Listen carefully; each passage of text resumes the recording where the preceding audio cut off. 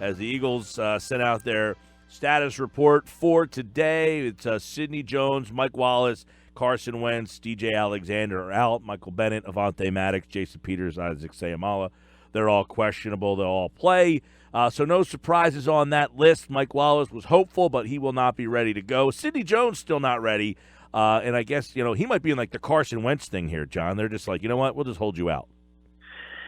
Yeah, I think that's part of it, to be honest, and the fact that Avonte Maddox is playing well and he's questionable, so that's somebody to keep an eye on, though he's expected to play, and they need him because he has really elevated the play outside at cornerback since he's been back.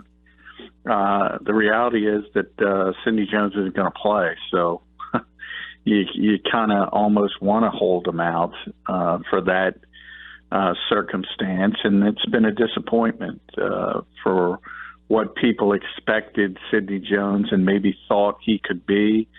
It's not going to happen this year, and hopefully he can reboot the offseason and get it going in the right direction next season. Yeah, he was a guy, and a lot of people are already calling him a bust, and, they drafted him so high and he was hurt. I don't think you can really judge him this season and say that this guy can't play. No, you can't say. There are examples all over this league of late bloomers. I mean, Brandon Graham would probably be the best example in this locker room. I mean, people were calling him a bust and talking about Earl Thomas and Jason Pierre-Paul for years and years and years, and then all of a sudden they woke up to the fact that, hey, Brandon's pretty darn good, and he has been for the last 3 or 4 years. And has been a big part of this team. So sometimes it takes a little while for people to get it. Nelson Aguilar would be another example. People labeled him a bust. Now he's an important part of the team. So, yeah, it's too early to say that about Sidney Jones. But it is fair to say he's been a disappointment for this season. That is very fair to say. I would agree with that. I want to ask you about Jordan Howard, his role in this offense for Chicago. Because the way I'm looking at this, if I'm Matt Nagy, I'm coming in and I'm saying I'm handing the ball off to Jordan Howard, 230, and I'm letting him kind of wear down that Eagles pass rush. So I can get my team in a situation where my quarterback is comfortable. With that pass rush a little winded, he's a one-read guy. And if that pass rush isn't as ferocious because I ran the ball at you for 2.5 quarters, is that a way that the Bears should be game planning this weekend?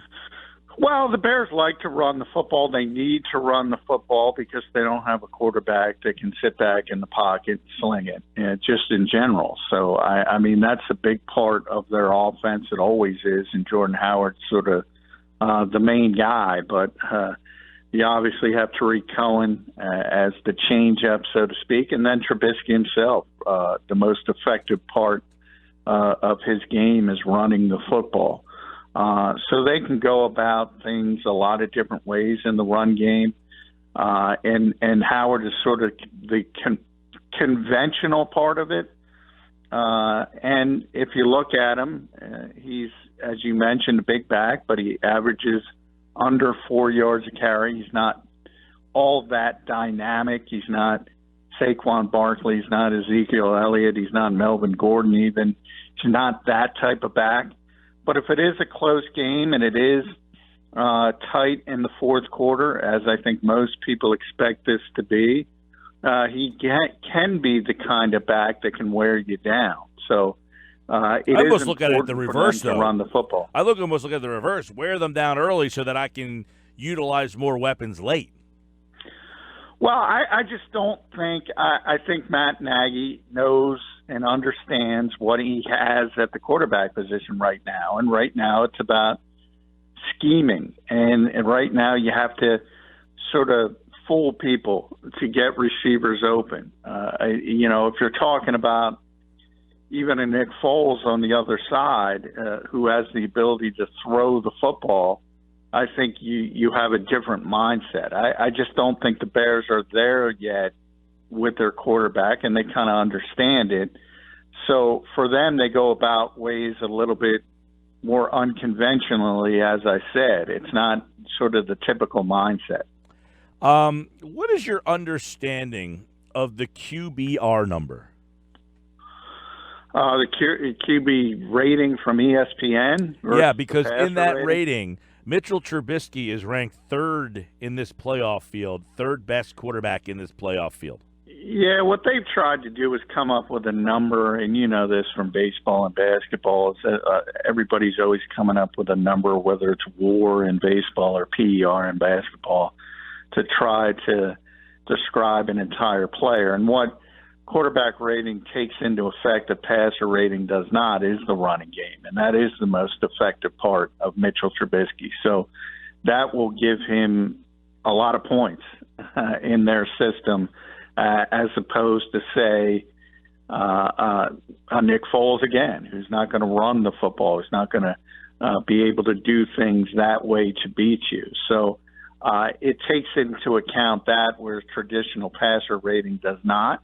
And he is a much better player when you take that into account, because that's when you're talking about Mitchell Trubisky, and the Eagles have talked about it all week. All the defensive players, Jim Schwartz himself, he can run the football and he can extend plays, and that's where he's most dangerous. They're not concerned at all about him sitting in the pocket and throwing the football. In fact, that's what they want him to do. Well, my question is with throwing the football. Okay, so QBR measures your running. They're saying that under that formula, he's one of the top three guys in the league right now. So are we undervaluing what he brings to the Bears team? Well, I would look. They're 12-4.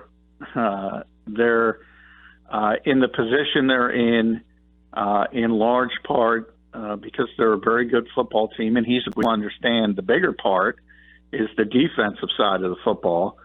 And what did you say was third?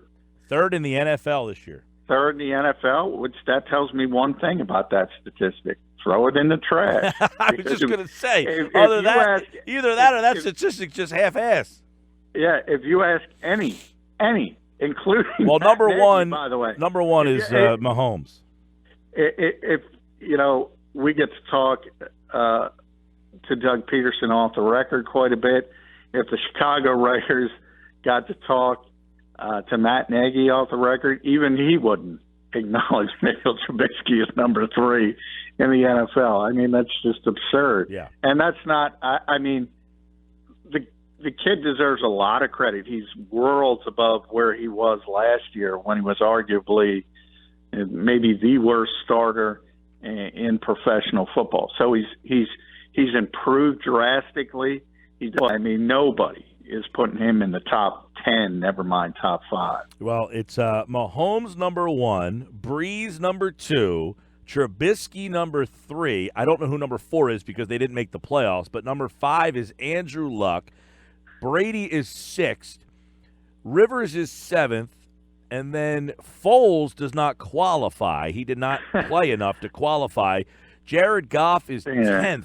Russell Wilson is 11th. In no world am I taking Goff over Wilson, by the way.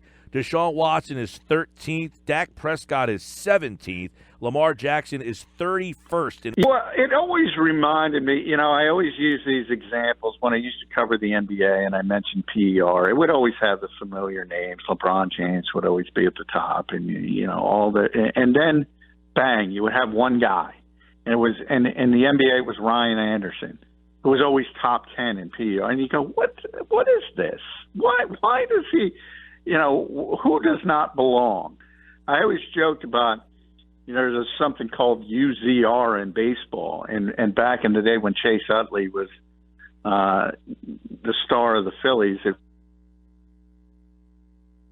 vanished and went away. He was talking about Chase Utley being the star of the Phillies, and great memories went rolling through my mind, and there he went. Came and went. We'll bring John back on the boardwalk on the hotline here. We'll get him up in a minute. I'm looking at these rankings, and we were trying to do the rankings, the quarterback rankings from yesterday. Sorry. We were trying to do the quarterback rankings from yesterday. We said this field is very interesting because the group of younger players in the field that this playoff typically doesn't, guys who are veteran players, who are, think about this. The guys who did not make the playoff this year, the quarterbacks who did not make the playoff this year, you did not get Stafford, which typically you don't. You did not get Rodgers. You did not get Cousins. You did not get Eli Manning. You did not get Matt Ryan. You did not get Cam Newton. You did not get, on the AFC side of things, Ben Roethlisberger. You did not get Mariota and, Derek Carr. These are all guys. Carr made it 2 years ago. Mariota made it. Roethlisberger, perennial. Eli Manning, Super Bowl MVP. Rodgers, his resume. So think about the quarterbacks who did not get in. And we lost you right when you were pontificating about Chase Utley during his tenure with the Phillies. Well, I remember when Chase Utley was at the apex of his game, and they had this thing called UZR. They probably still do. But it rated defensive players, and they said Chase Utley was the best defensive player in baseball. And I just went, and I remember he got hurt. He went on the DL, and they brought up Freddie Galvis to play second base, who was immediately better than Chase Utley as a defensive player, obviously, not offensively. So there's always these weird numbers, and there's always one guy that is out of place. And that's what I would say about that statistic in Mitchell Trubisky. Or, as I indicated before, just throw it out because it doesn't make sense. If it doesn't make sense, it's probably not a very good number. If it doesn't fit, you must acquit, right? Exactly. Sports Bash Live, 97.3 ESPN. Wide receivers, Chicago, Robinson. They don't have. Gabriel's a speedster kind of guy. They don't have a whole heck of a lot there. If Jim Schwartz is sitting in the room looking at this Bears offense, is he smiling? Is the Eagles' defensive scheme exactly what Schwartz likes to do to kind of stop this offense? Yeah, I've talked about this all week. It's styles make fights, and this is like the perfect offense to throw a Jim Schwartz defense at.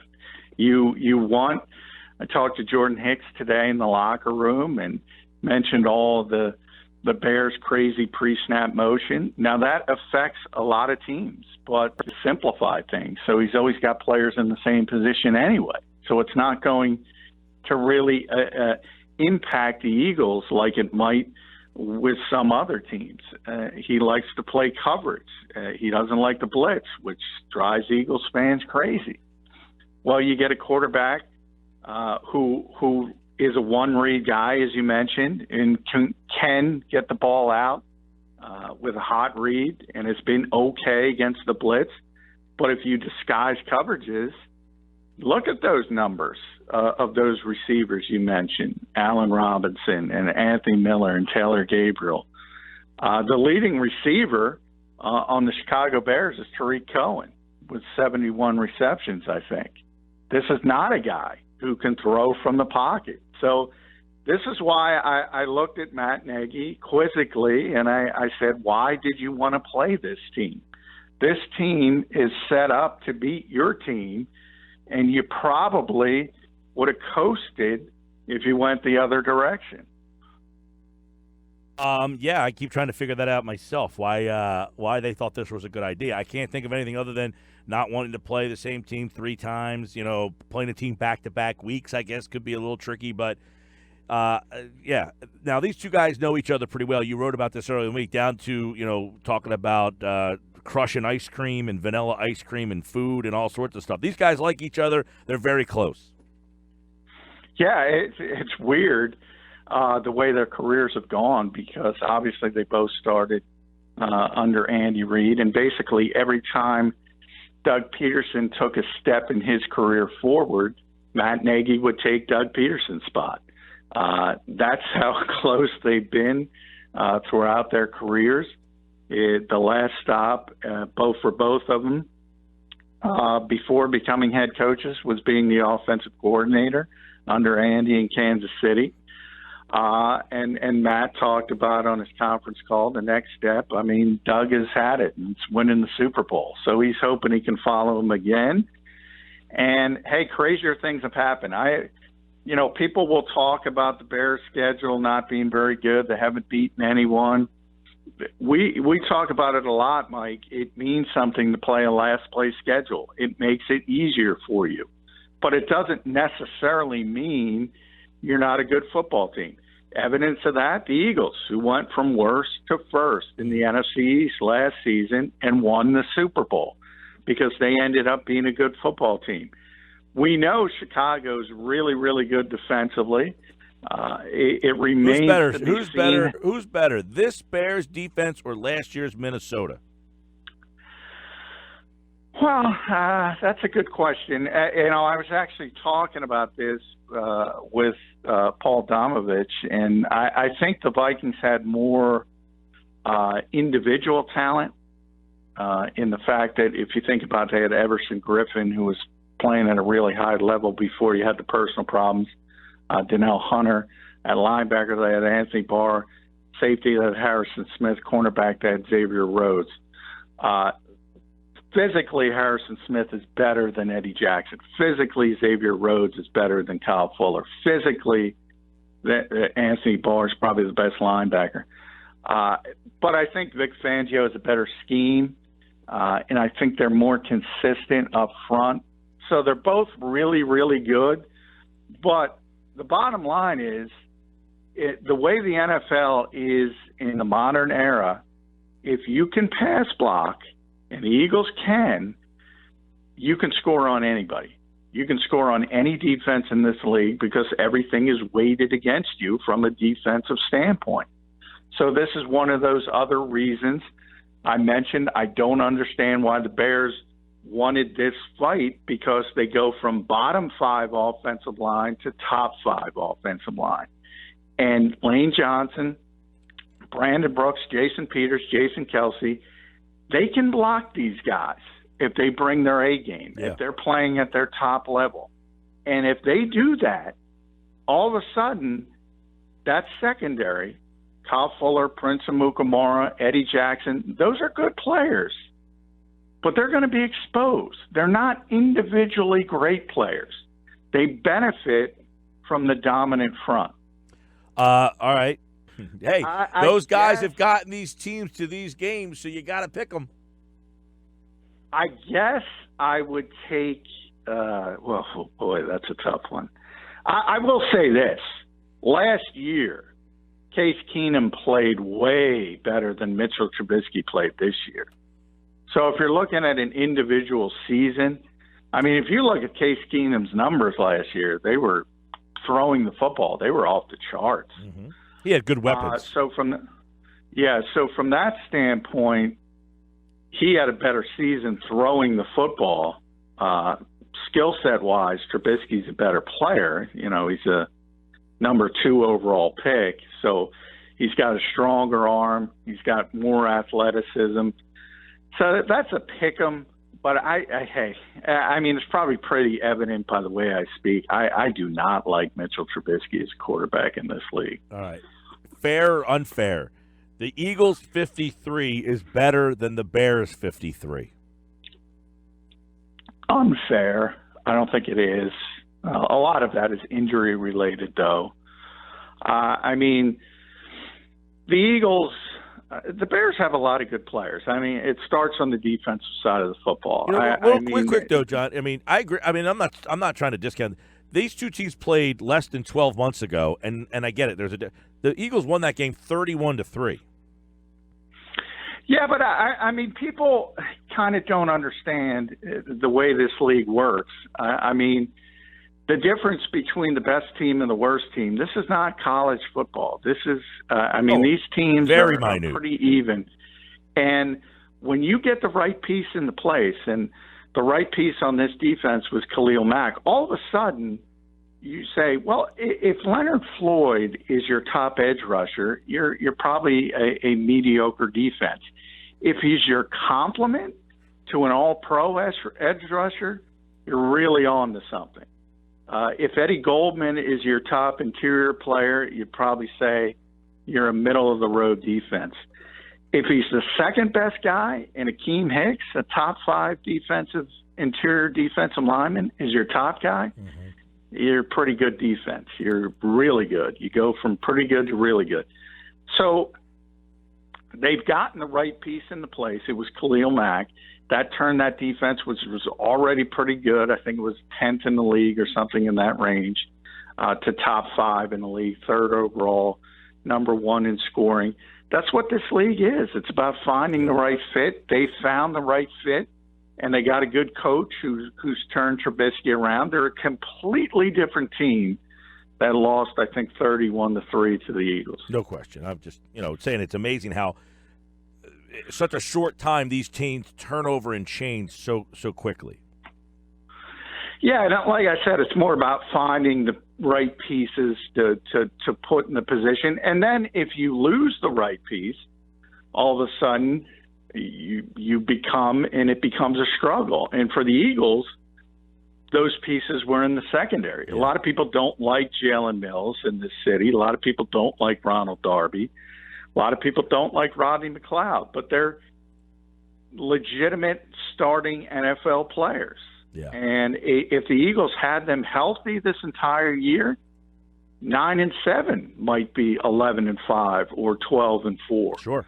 And you'd be talking about two very, very similar teams. By the way, here are the numbers real fast. Bears defense gave up 4,687 yards. Vikings last year, 4,415.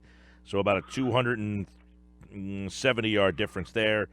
The Bears give up 17.7 per game. Minnesota gave up 15.8. So the numbers suggest Minnesota had a better defense than Chicago does.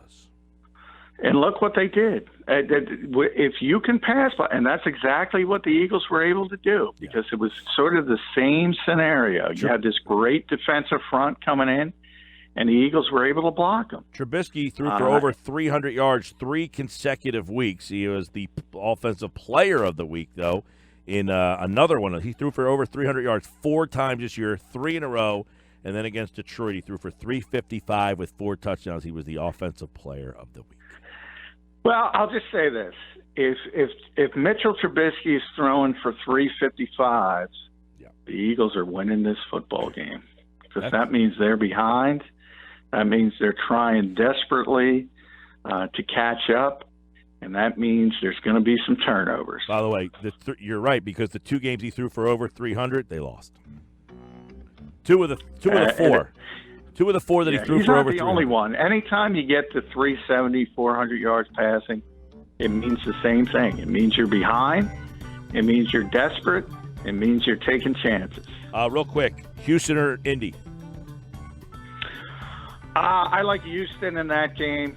It's interesting, the wild card rounds real quick.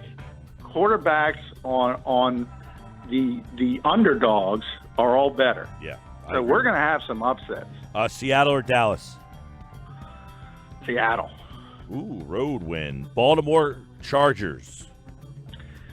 I'm going Baltimore, even though I think the Chargers are a better team. West Coast coming east. I never liked that, so I'm going Baltimore. McMullen's Eagles pick. 2014, fly, Eagles fly. They're heading to Bourbon Street. All right, there you go. The official pick, Eagles 20, Bears 14. John McMullen, 97.3 ESPN.com. Countdown to kickoff, 1 o'clock Sunday. Eagles, Bears. We've got it for you here on 97.3. Enjoy it, pal. All right, thanks, Mike.